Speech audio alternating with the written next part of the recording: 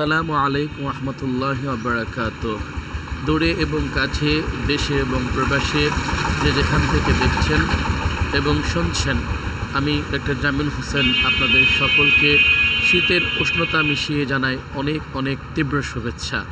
আলহামদুলিল্লাহ, আজকের পথে পথে সংক্ষিপ্ত সফরে আমি এই মুহূর্তে দাঁড়িয়ে আছি খুলনা বিভাগের বাগেরহাটের চিতলমারী উপজেলার একেবারে সদরে। গতকাল এখান থেকে 1 কিলো ভিতরে আমার প্রোগ্রাম ছিল, তো আমরা সেখানে আলোচনা করেছি এবং সকাল 7:30-এ আর 10 মিনিট পরেই আমাদের বাস চলে আসবে এখান থেকে সরাসরি গাজীপুর থেকে আবার ময়মনসিংহ ইজতেমার ময়দান, সেখানে ফুলবাড়িয়া আমি চলে যাব। তো এই মুহূর্তে আমার প্রভাতটা এই ফজর থেকে শুরু করে পর্যন্তই পথেই কাটলো। বের হয়েছি প্রায় 5:30টায়। তো আমার এই মুহূর্তে যেটা খুব বেশি মনে পড়ছে আব্দুল্লাহ বিন ওমর রাদিয়াল্লাহু তাআলা আনহুর কথা। ইমাম বুখারী তার 6416 নম্বর হাদিসে নিয়ে আসছেন। ইবনে ওমর রাদিয়াল্লাহু তাআলা আনহু বলতেছেন যে ইযা আমসাইতা ফালা তানতাজিরিস সাবাহা, অর্থাৎ হে মুসলিম, হে মুমিন, তুমি যদি কখনো রব্বুল আলামিন তোমাকে তোমার জীবনে সকাল করে তোলে, তুমি যদি ঘুম থেকে জাগ্রত হও এবং দেখো যে নতুন একটি দিন তুমি উপহার হিসাবে পেয়েছো, তাহলে ফালা তানতাজিরিস সাবাহা, সন্ধ্যা তুমি যদি থাকো, ইযা আমসাইতা, সন্ধ্যা তুমি যদি পাও, রাত তুমি যদি পাও, একটি দিনের অর্ধাংশ তুমি যদি পাও, তাহলে তুমি কিন্তু ভোরের অপেক্ষা করো না। কারণ হতেও পারে যে তোমার ভোর আর তুমি ঘুম থেকে উঠতে পাবে না।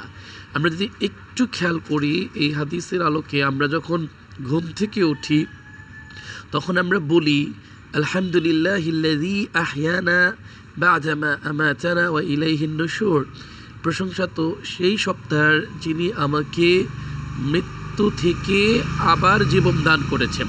অর্থাৎ শরিয়ার আলোকে নবী মুহাম্মদ সাল্লাল্লাহু আলাইহি ওয়াসাল্লামের দৃষ্টিতে আল্লাহ কর্তৃক প্রদত্ত ওহীর গয়রে মাতলু এর মাধ্যমে তিনি আমাদেরকে জানিয়েছেন যে ঘুমটাই হচ্ছে আমাদের মৃত্যু, এবং ঘুম থেকে উঠতে পারাটা মানে হচ্ছে আমাদের পুনর্জীবন। সুতরাং এই কথাটাই যেন ইবনে ওমর রাদিয়াল্লাহু তাআলা আনহু ব্যাখ্যা করে বললেন। তিনি আরও বললেন যে যদি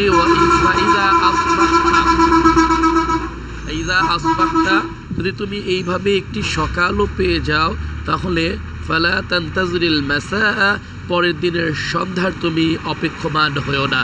তাহলে এই হাদিস আমাদেরকে যেন শিক্ষা দিচ্ছে, এই যে আজকে আমার প্ল্যান, আমি অমুক জায়গায় যাব, এটা করব, এই বক্তৃতা দেবো, ইয়াস সব কিছুই ঠিক আছে, কিন্তু এর পাশাপাশি আমাকে এটাও মাইন্ডে রাখতে হবে যে আমার হয়তো এটাই শেষ সময়।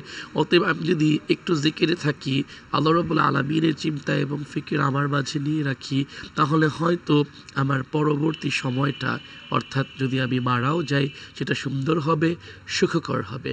তো আজকের এই পথে আপনাদেরকে আহ্বান, আমরা যেখানেই থাকি না কেন, মুসাফির অবস্থায় ছোট্ট সফর হোক কিংবা বড় সফর হোক, আমরা যেন এই কথাটুকু যেন জীবনের প্রতিটি ক্ষেত্রে লালন করতে পারি এবং ধারণ করতে পারি।